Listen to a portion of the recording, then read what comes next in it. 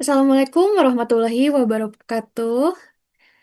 Selamat malam teman-teman semua. Perkenalkan, saya Anissa Dewi Putri Indra dengan NIM 2321061 dari kelas AKT 6A. Pada kesempatan kali ini, saya akan mempresentasikan materi yang berjudul Arsitektur Kepercayaan dalam Akuntansi Strategis, Peran Etika, Good Corporate Governance atau GCG dan ESG dalam menciptakan keunggulan kompetitif berkelanjutan pada studi kasus PT Nusantara Coffee.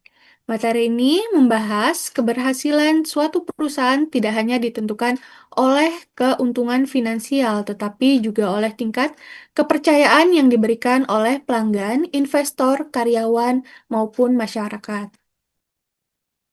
Kepercayaan tersebut dibangun melalui penerapan etika bisnis, tata kelola perusahaan yang baik, dan komitmen terhadap keberlanjutan.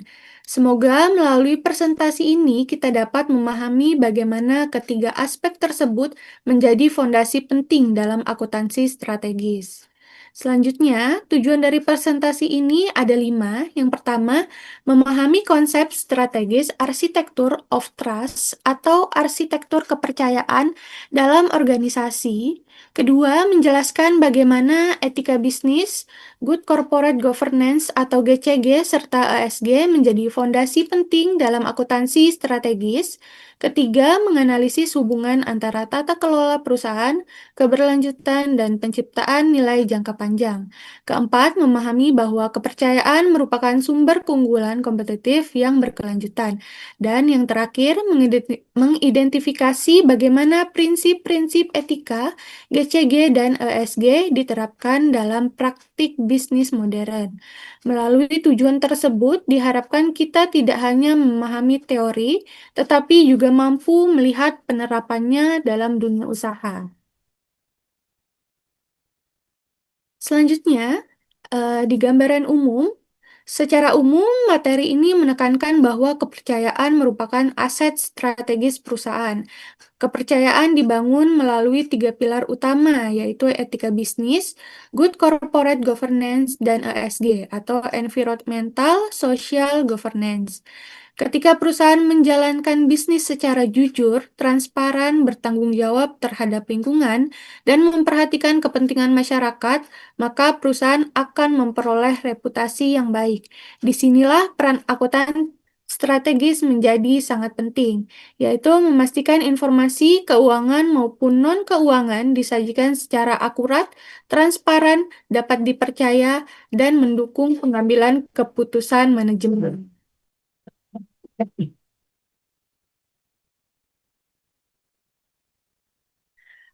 Di sini ada peta konsep. Dapat kita lihat bahwa seluruh materi saling berkaitan, dimulai dari penyusunan strategi organisasi, kemudian dilakukan analisis lingkungan internal dan eksternal, dilanjutkan dengan pengelolaan keuangan melalui arsitektur finansial, kemudian strategi tersebut diterapkan melalui arsitektur operasional, hingga akhirnya seluruh proses mendukung terbentuknya organisasi yang memiliki kepercayaan tinggi dan mampu bersaing secara berkelanjutan. Baik, strategi arsitektur merupakan kerangka dasar yang mengarahkan seluruh aktivitas organisasi agar berjalan sesuai tujuan. Komponen utamanya terdiri dari visi, misi, tujuan tahunan, tujuan jangka panjang, serta good corporate governance. Hubungan antar komponen tersebut bersifat bertingkat. GCG dan etika menjadi fondasi organisasi. Di atasnya terdapat misi yang menjelaskan alasan perusahaan berdiri. Selanjutnya, terdapat tujuan tahunan sebagai target jangka pendek. Kemudian, tujuan jangka panjang yang ingin dicapai dalam beberapa tahun ke depan. Dan yang paling atas adalah visi, yaitu gambaran kondisi ideal perusahaan di masa depan. Tujuan dari strategi arsitektur adalah agar organisasi memiliki arah yang jelas sehingga setiap keputusan yang diambil selalu mengarah pada pencapaian visi perusahaan. Sebagai contoh, sebuah kedai kopi memiliki visi menjadi kedai kopi favorit dalam 5 tahun. Misinya menyediakan kopi berkualitas dengan pelayanan terbaik. Target tahunannya membuka 2 cabang baru dan meningkatkan penjualan sebesar 20%. Sedangkan GCG diterapkan melalui pengelolaan keuangan yang transparan, perlakuan yang adil kepada karyawan, serta menjaga kualitas produk. Contoh ini menunjukkan bahwa strategi harus diterjemahkan menjadi tindakan nyata. Selanjutnya, tahap berikutnya adalah menganalisis lingkungan strategis.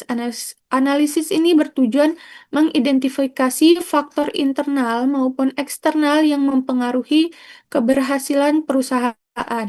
Dari sisi internal, perusahaan menganalisis kekuatan dan kelemahan. Sedangkan dari sisi eksternal dianalisis peluang dan ancaman. Karakteristik analisis ini bersifat menyeluruh, dinamis, serta menjadi dasar penyusunan strategi. Sebagai contoh, sebuah toko roti memiliki kekuatan berupa kualitas produk yang baik dan pelanggan tetap, namun kelemahannya adalah promosi media sosial yang masih kurang. Di sisi lain, terdapat peluang berupa meningkatnya permintaan makanan ringan, tetapi juga ancaman karena semakin banyak pesaing baru. Berdasarkan analisis tersebut, perusahaan memutuskan meningkatkan promosi digital, menambah variasi produk, dan memberikan program loyalitas pelanggan. Hal ini menunjukkan bahwa strategi yang baik selalu didasarkan pada hasil analisis lingkungan.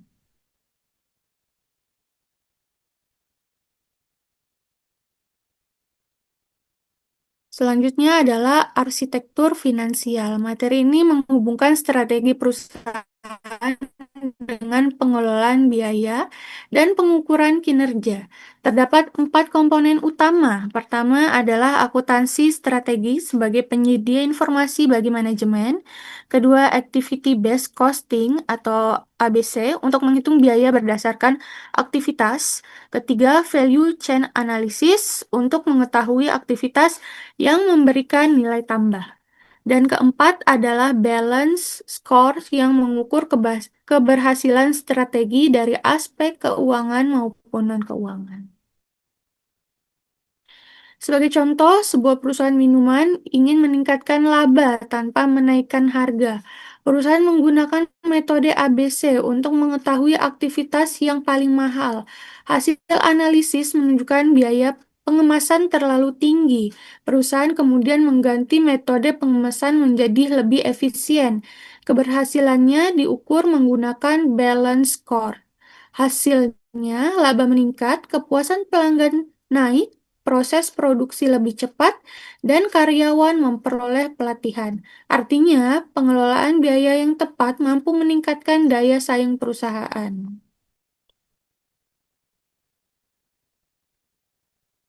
Selanjutnya ke arsitektur operasional. Setelah strategi dan keuangan dirancang, tahap berikutnya adalah pelaksanaan operasional.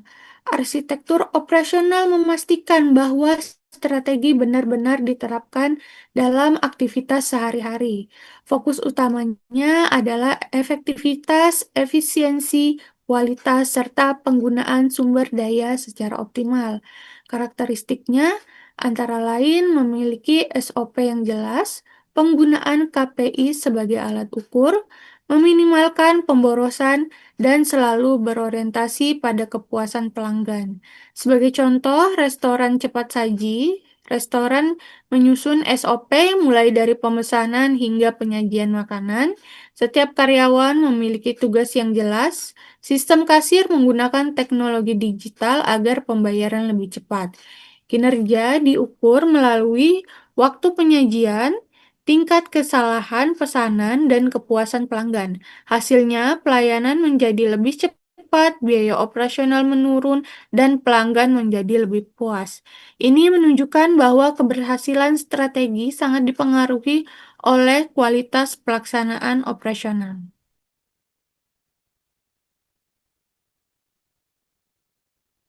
Baik, berikutnya kita ke min-map. Minimap ini merangkum keseluruhan materi, mulai dari strategi organisasi, analisis lingkungan, arsitektur finansial, hingga arsitektur operasional. Semua bagian tersebut saling mendukung untuk membangun organisasi yang mampu menciptakan kepercayaan, meningkatkan kinerja, dan mempertahankan keunggulan kompetitif dalam jangka panjang. Baik, kita ke studi kasus. Saya akan menjelaskan studi kasus pada PT Nusantara Coffee. Perusahaan ini memiliki 20 gerai dan sempat mengalami pertumbuhan yang baik. Namun, dalam 2 tahun terakhir, penjualan menurun akibat meningkatnya persaingan, perubahan tren konsumen, serta kenaikan harga bahan baku. Dari sisi strategi, visi dan misi belum dipahami seluruh karyawan. Target belum jelas di setiap divisi dan belum terdapat indikator keberhasilan yang terukur. Dari sisi lingkungan internal, promosi digital masih lemah, pelayanan belum konsisten, serta pelatihan SDM masih kurang. Sedangkan dari sisi eksternal muncul banyak pesaing baru dan konsumen mulai beralih ke pemesanan online. Data menunjukkan penjualan turun dari 18 miliar menjadi 15,8 miliar. Laba bersih juga turun dari 2,5 miliar menjadi 1,4 miliar. Biaya operasional juga justru meningkat, kepuasan pelanggan menurun, waktu penyajian bertambah lama, dan keluhan pelanggan meningkat tajam. Untuk mengatasi masalah tersebut, perusahaan perlu melakukan beberapa langkah. Pertama, menyusun kembali visi, misi, dan target perusahaan agar dipahami seluruh karyawan. Kedua, memperkuat promosi digital dan meningkatkan kompetensi SDM. Ketiga, menerapkan activity-based costing untuk mengetahui aktivitas yang menyebabkan biaya tinggi. Keempat, menyusun SOP yang seragam di seluruh gerai dan menggunakan indikator kinerja operasional. Dengan langkah tersebut, diharapkan perusahaan mampu meningkatkan efisiensi, memperbaiki pelayanan, dan kembali memperoleh kepercayaan pelanggan. Baik, selanjutnya kita ke rekomendasi solusi. Yang pertama ada arsitektur strategi, menyelaraskan visi, misi, dan tujuan perusahaan hingga ke seluruh divisi melalui sosialisasi dan pelatihan rutin. Yang kedua, menetapkan Key Performance Indicator atau KPI yang terukur pada setiap unit kerja. Yang ketiga, melakukan evaluasi strategi secara berkala berdasarkan kondisi pasar dan kebutuhan pelanggan. Selanjutnya, arsitektur finansial. Pertama, menggunakan activity based costing atau ABC untuk mengidentifikasi aktivitas yang paling banyak menghabiskan biaya. Yang kedua, melakukan value chain analysis guna menghilangkan aktivitas yang tidak memberikan nilai tambah. Yang ketiga, mengimplementasikan balance scorecard untuk mengukur kinerja dari aspek keuangan, pelanggan, proses internal, serta pembelajaran dan pertumbuhan. Selanjutnya, arsitektur operasional. Yang pertama, menstandarkan SOP di seluruh gerai agar kualitas layanan konsisten. Kedua, mengoptimalkan sistem manajemen persediaan dengan teknologi digital untuk mengurangi kekurangan maupun kelebihan stok. Yang ketiga, memberikan pelatihan pelayanan dan keterampilan kepada karyawan secara berkala. Yang keempat, memperkuat pemasaran digital serta mengembangkan layanan pemesanan online untuk mengikuti perubahan perilaku konsumen. Selanjutnya, yang terakhir, tata kelola dan keberlanjutan. Pertama, menerapkan prinsip Good Corporate Governance atau GCG yang menekankan transparansi, akuntabilitas, tanggung jawab, independensi, dan kewajaran. Yang kedua, mengintegrasikan aspek environmental, social, and governance atau ESG dalam strategi bisnis untuk meningkatkan reputasi dan keberlanjutan perusahaan. Baik, demikian materi yang dapat saya sampaikan. Selanjutnya, saya membuka sesi tanya jawab. Apabila terdapat pertanyaan, kritik, maupun saran, saya akan berusaha menjawab sebaik mungkin. Apakah ada yang ingin ditanyakan? Izin bertanya, Kak. Ya, silakan. Perkenalkan, saya Novia Fitriani. Pertanyaannya, dalam studi kasus PT Nusantara Coffee, jika perusahaan hanya berfokus pada penurunan biaya operasional tanpa memperbaiki aspek operasional seperti SOP, kualitas pelayanan, dan pelatihan SDM, apakah strategi tersebut sudah cukup untuk meningkatkan daya saing perusahaan? Langsung saya jawab ya. Jawabannya tidak cukup. Penurunan biaya memang dapat meningkatkan laba dalam jangka pendek, tetapi tidak akan memberikan keunggulan kompetitif yang berkelanjutan jika kualitas pelayanan dan operasional masih buruk. Pada studi kasus terlihat bahwa waktu penyajian meningkat dari 5 menit menjadi 9 menit.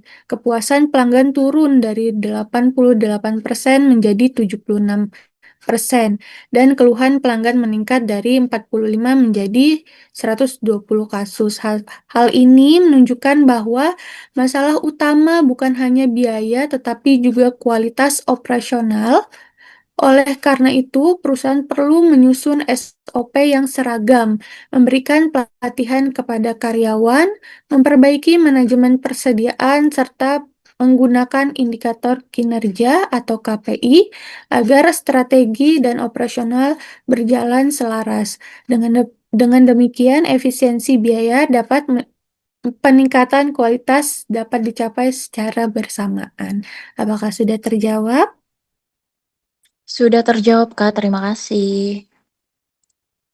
Oke. Baik, apakah ada yang masih ingin bertanya? Permisi Kak, saya mau nanya.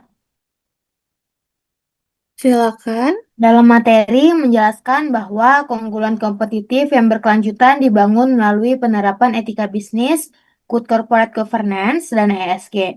Menurut Kakak sendiri, di antara ketiga aspek tersebut, mana yang paling sulit diterapkan oleh perusahaan di Indonesia dan mengapa sulit untuk diterapkan? Terima kasih.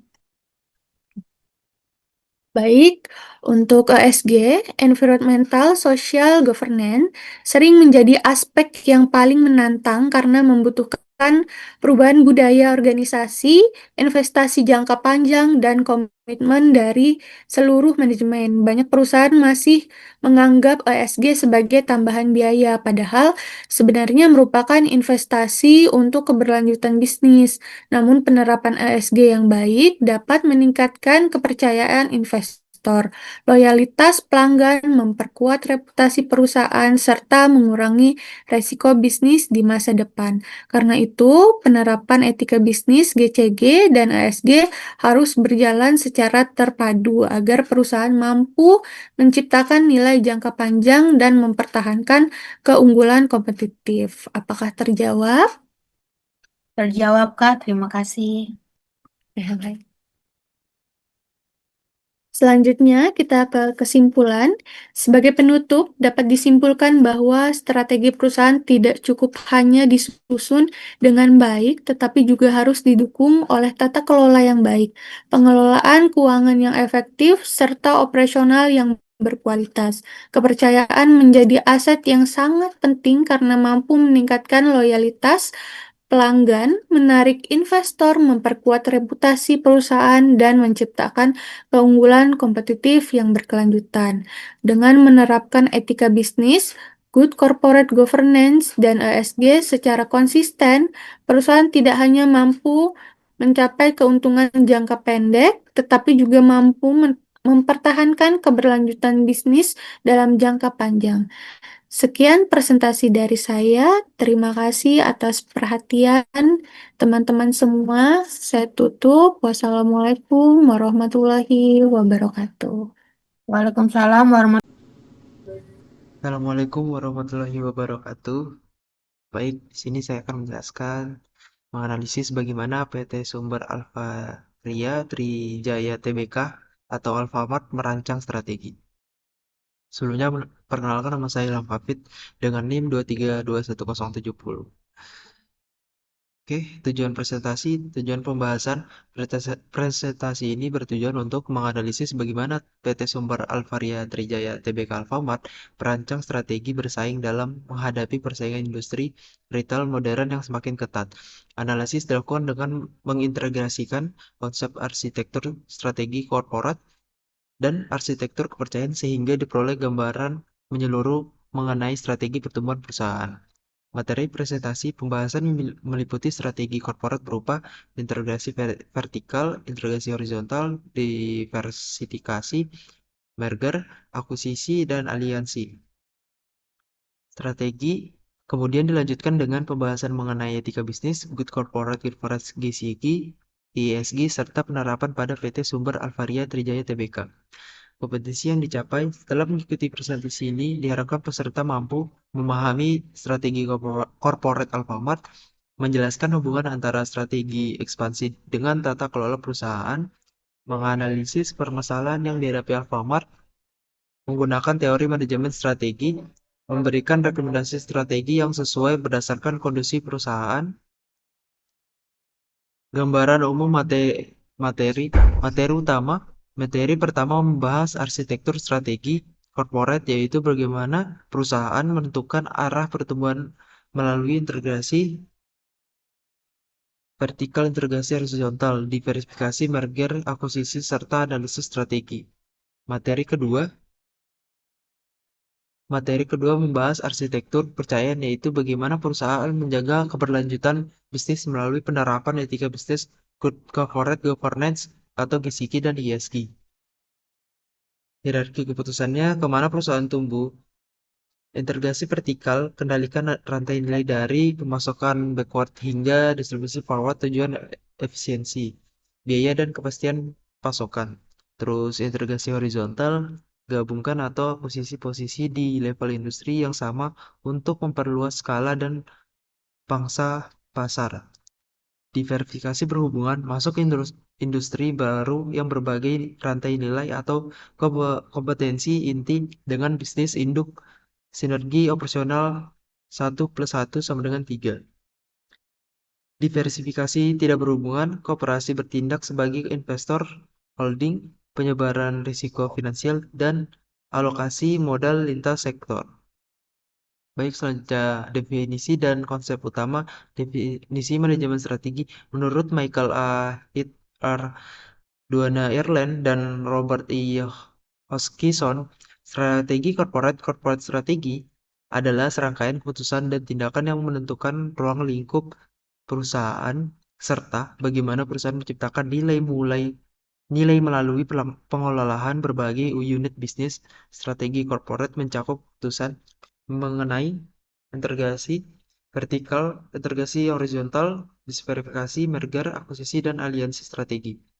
Contohnya, penerapan Alfamart memasuki pasar retail modern. 1. Formulasi analisis peluang pasar meningkat berbasis komunitas. 2. Implementasi pembukaan gerai masif dan sistem franchise.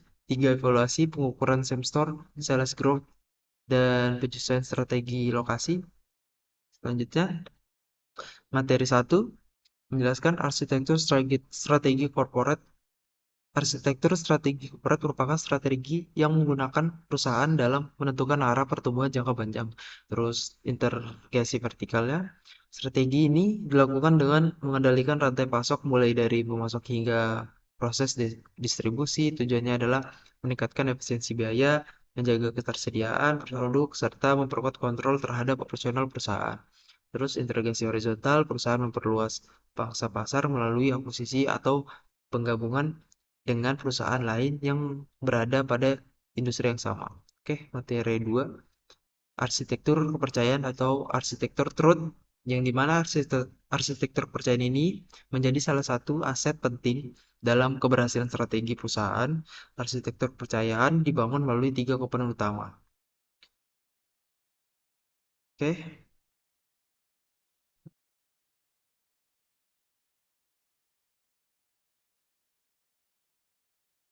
Oke, selanjutnya etika bisnis. Etika bisnis menjadi pedoman moral bagi seluruh manajemen dalam mengambil keputusan sehingga kepentingan jangka pendek tidak mengorbankan keberlanjutan perusahaan. Terus corporate governance atau GCG, penerapan GCG dilakukan berdasarkan prinsip tarik. Yang pertama, transparency, accountability, responsibility, independency, dan fairness. Oke, selanjutnya ada integrasi materi. Strategi pertumbuhan dan strategi kepercayaan merupakan dua komponen yang tidak dapat dipisahkan. Arsitektur strategi corporate menjadi mesin utama pertumbuhan perusahaan melalui ekspansi, integrasi, dan diversifikasi. Namun, pertumbuhan tersebut harus dikendalikan oleh arsitektur kepercayaan melalui penerapan GCG dan ESG agar seluruh keputusan perusahaan tetap transparan, akuntabel, dan keberlanjutan. Dengan demikian, kombinasi kedua strategi tersebut menghasilkan keunggulan kompetitif yang mampu dipertahankan dalam jangka panjang.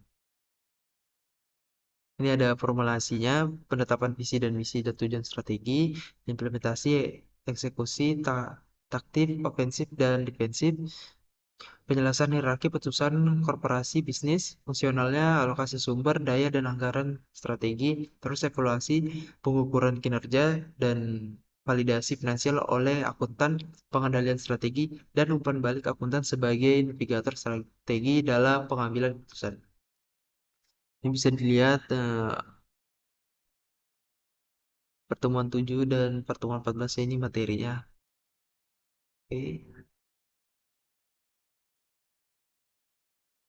Baik, selanjutnya ada studi kasus.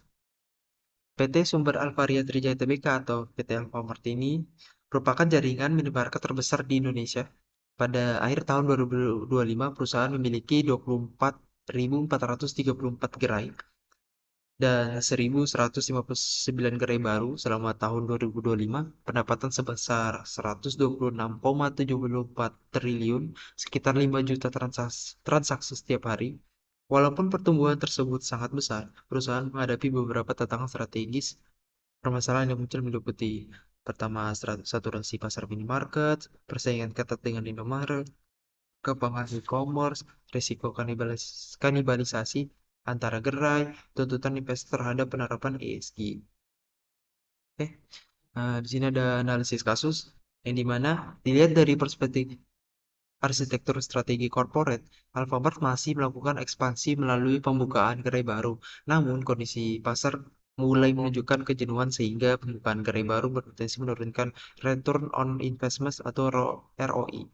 Di sisi lain, ekspansi internasional melalui aliansi strategi merupakan langkah yang lebih aman karena membutuhkan modal yang lebih rendah dan memiliki risiko yang lebih terkendali. Dari perspektif arsitektur kepercayaan, penerapan GCG menjadi mekanisme pengawasan agar setiap keputusan ekspansi benar-benar memberikan nilai tambah bagi perusahaan.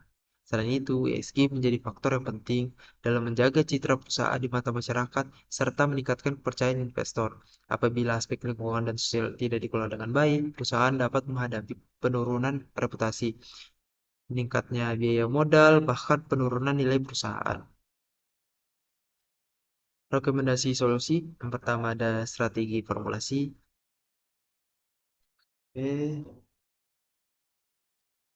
Strategi formulasi mengurangi fokus pembukaan gerai baru dan meningkatkan investasi pada ekosistem digital seperti Alfagip, Alfamin, dan toko Sapa.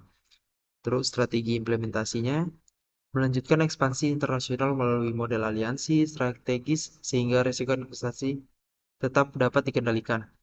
Terus strategi evaluasi, melakukan audit terhadap seluruh portofolio gerai untuk mengidentifikasi gerai yang produktif, gerai yang mengalami kejenuhan, serta menjadikan indikator ESG sebagai Key Performance Indicator KPI perusahaan. Penjelasannya, berdasarkan hasil analisis, terdapat 3 rekomendasi. Pertama, pada tahap formulasi, Alfamart perlu mulai mengurangi fokus pembukaan gerai fisik dan memperkuat ekosistem digital seperti Alfagip dan Alfamid. Terus kedua, pada tahap implementasi, ekspansi internasional tetap dilakukan melalui aliansi strategi agar risiko investasi lebih terkendali. Yang ketiga ini, pada tahap evaluasi, perusahaan perlu melakukan audit terhadap seluruh gerai dan menjadikan indikator ESG sebagai salah satu Key Performance Indicator atau KPI perusahaan. Oke, kesimpulannya, berdasarkan pembahasan yang telah dilakukan dapat disimpulkan bahwa Alfamart telah menerapkan strategi corporate melalui integrasi vertikal, integrasi horizontal, diversifikasi, dan aliansi strategi. 2. Pertumbuhan jumlah gerai yang sangat besar menyebabkan munculnya tantangan berupa saturasi pasar dan potensi kanibalisasi antara gerai.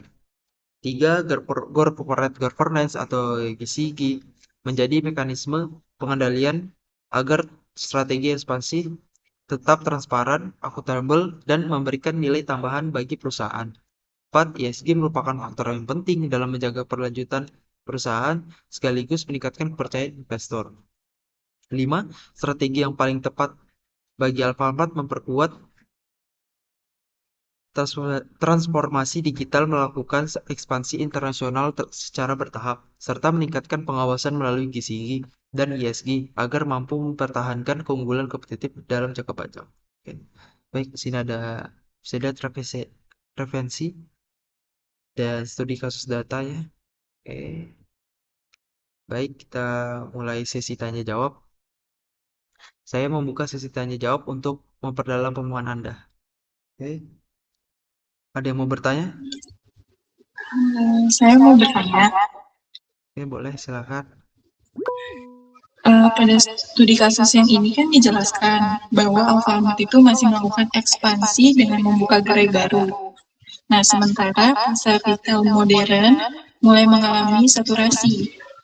Jadi menurut Anda, strategi tersebut masih relevan nggak?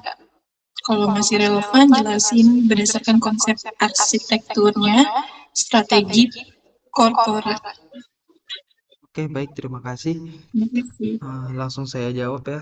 Menurut saya, strategi pembukaan gerai baru masih relevan, tetapi tidak dapat diterapkan secara masif seperti sebelumnya. Dalam arsitektur strategi corporate, perusahaan harus selalu menyesuaikan strategi dengan kondisi lingkungan bisnisnya. Ketika pasar mulai mengalami saturasi, pembukaan gerai baru justru berpotensi menyebabkan kanibalisasi penjualan antar gerai dan penurunan return on investment atau ROI. Oleh karena itu, strategi ekspansi perlu diarahkan ke wilayah yang masih memiliki potensi pasar atau dikombinasikan dengan transformasi digital melalui layanan seperti AlphaGym dan pengembangan kanal omnichannel. Dengan demikian, perusahaan tetap dapat bertumbuh tanpa hanya bergantung pada penambahan gerai fisik. Baik, bagaimana? Baik, sudah cukup. Terima kasih. Oke, sama-sama. Oke, selanjutnya. Saya mau bertanya, Oke, silakan. mengapa penerapan Good Corporate Governance atau GCG dan ESG dapat menjadi keunggulan kompetitif bagi Alfamart, padahal keduanya itu tidak secara langsung meningkatkan penjualan? Terima kasih. Oke, langsung saya jawab. Jadi kenapa ya ESG dan ESG memang tidak secara langsung meningkatkan penjualan? Kenapa? Karena keduanya memberikan dampak terhadap keberlanjutan perusahaan dalam jangka panjang.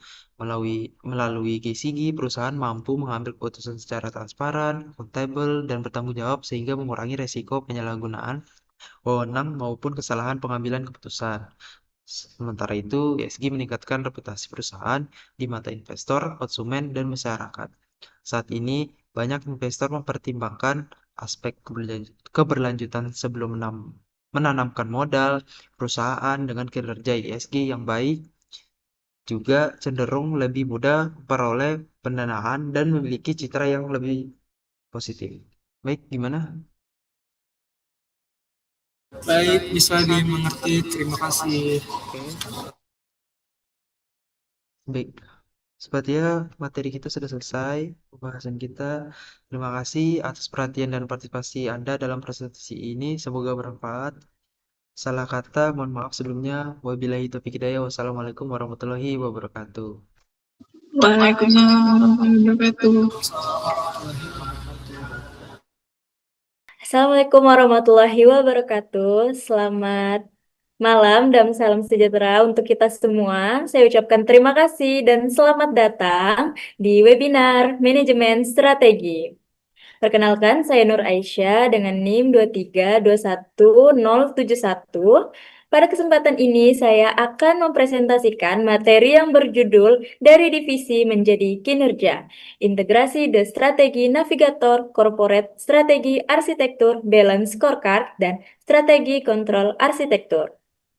Alasan saya memilih tema ini karena dalam praktiknya banyak organisasi mampu menyusun strategi yang baik, tetapi belum tentu mampu mengimplementasikannya dan mengevaluasikannya secara optimal. Oleh karena itu, saya ingin menunjukkan bahwa keberhasilan organisasi tidak hanya bergantung pada satu konsep saja, melainkan merupakan hasil dari serangkaian proses manajemen strategi yang saling berkaitan. Agar pembahasan mudah dipahami, pada bagian akhir saya juga akan mengaitkan teori tersebut dengan studi kasus nyata yang terjadi di PT Pertamina Persero. Baik, sebelum masuk ke pembahasan materi, terlebih dahulu saya akan menjelaskan tujuan dan capaian yang diharapkan pada webinar kali ini. Yaitu tujuan utama dari pembahasan ini bukan hanya menjelaskan teori dari masing-masing materi, tetapi juga memahami bagaimana keempat konsep tersebut membentuk satu proses manajemen strategi yang utuh. Setelah mengikuti webinar ini, diharapkan kita semua dapat memahami bahwa strategi yang baik tidak cukup hanya direncanakan. Strategi juga harus diterjemahkan ke dalam tindakan yang nyata, diukur tingkat keberhasilannya, kemudian dievaluasi agar dapat terus disesuaikan dengan perkembangan lingkungan organisasi. Selain itu, saya juga akan menunjukkan bagaimana konsep-konsep tersebut diterapkan dalam studi kasus PT Pertamina, sehingga kita dapat melihat hubungan antara teori yang dipelajari di kelas dengan praktik yang terjadi di dunia nyata. Baik, selanjutnya saya akan menjelaskan gambaran umum materi. Diagram ini menunjukkan bahwa materi strategi merupakan suatu proses yang berlangsung secara berkesinambungan, bukan langkah-langkah yang berdiri sendiri. Prosesnya dimulai dari The Strategi Navigator, yaitu tahap ketika organisasi menentukan arah melalui visi, misi, dan tujuan yang ingin dicapai. Tahap ini menjadi fondasi karena seluruh keputusan strategi akan mengacu pada arah yang telah ditetapkan. Setelah arah organisasi jelas, proses berkelanjutan ke corporate strategi arsitektur. Pada tahap ini, organisasi menentukan strategi terbaik untuk mencapai tujuan tersebut. Misalnya, melalui pengembangan bisnis, diversifikasi, atau transformasi organisasi. Strategi yang telah disusun kemudian perlu diukur keberhasilannya.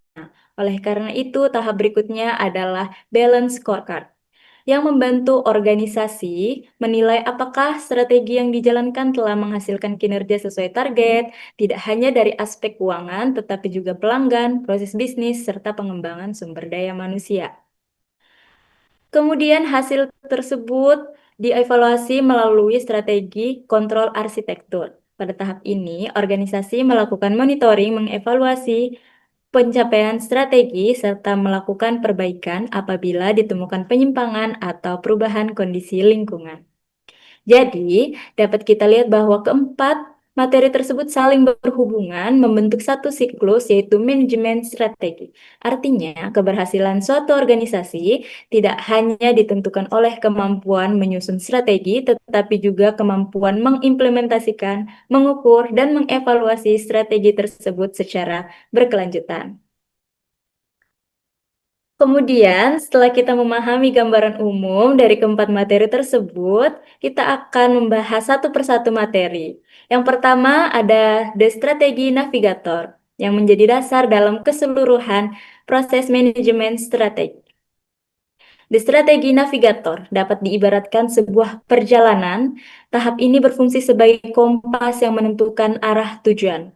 Organisasi perlu mengetahui terlebih dahulu kemana akan bergerak sebelum menentukan langkah apa yang akan diambil. Pada tahap ini, perusahaan tidak hanya menyusun visi dan misi, tetapi juga memahami kondisi internal maupun eksternal yang dapat memengaruhi pencapaian tujuan. Dengan kata lain, organisasi harus mampu menjawab pertanyaan apa yang ingin dicapai dan bagaimana arah yang akan ditempuh. Sebagai contoh, PT Pertamina menetapkan transformasi menuju perubahan energi yang lebih modern dan berkelanjutan. Arah tersebut kemudian menjadi dasar dalam pengambilan berbagai keputusan strategi perusahaan. Jadi, inti dari materi The Strategy Navigator adalah bahwa tanpa arah yang jelas, organisasi akan kesulitan menentukan strategi maupun mengukur keberhasilannya. Setelah organisasi punya tujuan, lantas strategi apa yang harus dipilih agar dapat tujuan tersebut tercapai? Hal ini akan dibahas pada materi selanjutnya, yaitu Corporate Strategi Arsitektur. Strategi korporat tidak hanya berkaitan dengan rencana jangka panjang, tetapi juga bagaimana perusahaan mengolah sumber daya, menentukan prioritas bisnis, dan memilih langkah yang paling tepat untuk menghadapi perubahan lingkungan. Hal tersebut dapat kita lihat pada PT Pertamina untuk mendukung transformasi perusahaan. Pertamina membentuk beberapa subholding berdasarkan bidang usaha, melakukan digitalisasi proses bisnis, serta memperluas pengembangan energi baru yang terbarukan. Baik, selanjutnya materi yang akan kita bahas yaitu Balance Scorecard. Menawarkan pendekatan yang lebih menyeluruh dengan menilai 4 perspektif, yaitu keuangan, pelanggan, proses bisnis internal, serta pembelajaran dan pertumbuhan. Sebagai contoh, apabila PT Pertamina hanya fokus pada peningkatan laba, perusahaan belum tentu mengetahui apakah pelanggan merasa puas atau apakah proses bisnisnya sudah berjalan secara efisien. Oleh karena itu, keempat perspektif tersebut dinilai secara bersamaan agar gambaran kinerja perusahaan menjadi lebih lengkap. Jadi, balance scorecard membantu perusahaan memastikan bahwa strategi yang telah disusun benar-benar menghasilkan kinerja sesuai dengan tujuan yang telah ditetapkan.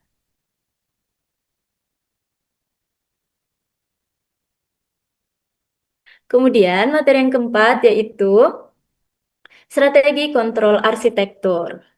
Tahap ini merupakan proses evaluasi secara menyeluruh strategi yang telah dijalankan. Tujuannya adalah memastikan bahwa pelaksanaan strategi tetap sesuai dengan sasaran organisasi serta mampu menyesuaikan diri terhadap perubahan lingkungan. Pada PT Pertamina, proses ini dapat dilihat melalui evaluasi KPI, audit internal, dan monitoring kinerja secara subholding. Dengan adanya evaluasi secara berkala, perusahaan dapat mengetahui apakah strategi yang dijalankan sudah efektif atau masih perlu disempurnakan. Dari materi ini dapat disimpulkan bahwa strategi yang baik bukan hanya strategi yang dihasilkan di rencana, tetapi juga strategi yang harus dievaluasi dan disesuaikan agar tetap relevan dan berkembang di lingkungan bisnis. Dari keempat materi tersebut telah dijelaskan, kita dapat melihat bahwa semuanya membentuk satu proses yang saling berkaitan. Organisasi memulai dengan menentukan arah, kemudian menyusun strategi, mengukur keberhasilan, dan akhirnya melakukan evaluasi untuk memastikan tujuan organisasi dapat tercapai secara berkelanjutan. Hubungan inilah akan saya jelaskan lebih jelas pada sesi berikutnya. Selanjutnya bisa dilihat ada bagan integrasi materi, yaitu yang pertama dimulai dari The Strategy Navigation, yaitu menentukan arah strategi organisasi melalui perumusan visi, misi, tujuan, dan sasaran strategi. Kemudian bergeser ke corporate strategi arsitektur. Pada tahap ini perusahaan mulai menentukan strategi apa yang paling tepat agar tujuan tersebut dapat tercapai. Kemudian selanjutnya yang ketiga ada mastering the balance scorecard. Strategi kontrol arsitek. Menerjemahkan strategi menjadi sasaran strategi dan indikator kinerja pada 4 perspektif, yaitu keuangan, pelanggan, proses bisnis internal, serta pembelajaran yang pertumbuhan. Kemudian yang terakhir ada strategi kontrol arsitektur. Tahap ini penting karena perusahaan dapat mengetahui apakah strategi masih relevan atau perlu dilakukan perbaikan. Baik, selanjutnya kita ke studi kasus.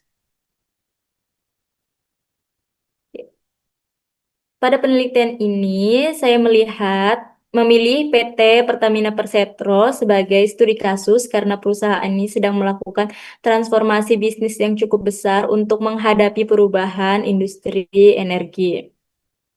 Permasalahan utama yang dihadapi bukan hanya bagaimana menyusun strategi baru, tetapi juga bagaimana memastikan strategi tersebut dapat diterapkan secara efektif di seluruh unit bisnis perusahaan. Oleh karena itu, Pertamina perlu memiliki sistem yang mampu mengukur sekaligus mengevaluasi keberhasilan strategi yang telah dijalankan. Selanjutnya, kita lihat pada tabel. Transformasi digital yaitu penerapan teknologi digital untuk meningkatkan efisiensi operasional serta memberikan layanan yang lebih baik kepada pelanggan, salah satunya melalui aplikasi My Pertamina. Kemudian dari fokus strategi, Pertamina mulai mengembangkan energi baru dan terbarukan sebagai bentuk adaptasi terhadap perubahan kebutuhan energi di masa depan. Dan yang terakhir yaitu pengukuran kinerja melalui KPI sehingga perusahaan dapat memantau apakah setiap unit telah mencapai target yang telah ditetapkan. Selanjutnya kita analisis kasus dengan satu persatu materi. Setelah mengetahui kondisi yang dihadapi oleh PT Pertamina Persero, selanjutnya kita akan menganalisis yang pertama yaitu menggunakan materi The Strategi Navigator. Pertamina menetapkan visi menjadi perusahaan energi kelas dunia sebagai dasar dalam merumuskan strategi informasi bisnis dan transisi energi. Kemudian corporate strategi arsitektur. Strategi korporat diwujudkan melalui pembentukan subholding, digitalisasi proses bisnis, dan diversifikasi ke energi baru terbarukan untuk meningkatkan daya saing perusahaan. Kemudian yang ketiga, mastering the balance scorecard. Keberhasilan strategi diukur melalui indikator keuangan kepuasan pelanggan, efektivitas proses bisnis, serta pengembangan CSDM. Sehingga kinerja perusahaan dapat dipantau secara menyeluruh. Yang terakhir yaitu strategi kontrol arsitektur. Pertamina melakukan monitoring KPI, evaluasi kinerja, audit internal, dan perbaikan strategi secara berkala agar implementasi strategi tetap sesuai dengan tujuan perusahaan. Selanjutnya kita melihat ada rekomendasi dan solusi. Berdasarkan hasil analisis sebelumnya, saya mengusulkan beberapa rekomendasi yang dapat memperkuat implementasi strategi di PT Pertamina. Solusi utama yang saya usulkan adalah memperkuat integrasi antar strategi korporat, balance scorecard, serta pengendalian strategi. Ketiga aspek tersebut perlu berjalan secara bersamaan agar proses transformasi perusahaan dapat berjalan lebih efektif. Untuk mewujudkan solusi tersebut, terdapat beberapa langkah yang dapat dilakukan. Yang pertama, menyelaraskan KPI setiap unit bisnis dengan tujuan strategi perusahaan. Yang kedua, mengoptimalkan penerapan balance scorecard sebagai alat monitoring. Yang ketiga, melakukan evaluasi. Dan yang terakhir, menjadikan hasil evaluasi sebagai dasar penyempurnaan strategi yang telah dijalankan. Baik, sekian presentasi dari saya terkait materi yang sudah saya jelaskan. Apakah ada yang ingin ditanyakan dari para audiens? Saya izin bertanya, Kak. Iya, silakan.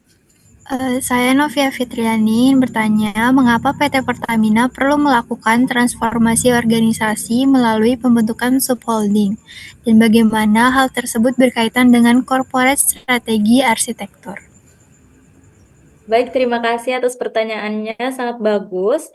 Jadi, mengapa PT Pertamina perlu melakukan transformasi organisasi melalui pembentukan subholding dan keterkaitannya dengan corporate strategi arsitektur, yaitu pembentukan subholding merupakan bagian dari corporate strategi arsitektur karena merupakan keputusan strategi untuk meningkatkan fokus bisnis dan efisiensi pengelolaan setiap unit. usaha. Dengan struktur tersebut, Pertamina dapat mengelola sumber daya secara efektif sehingga tujuan perusahaan lebih mudah dicapai.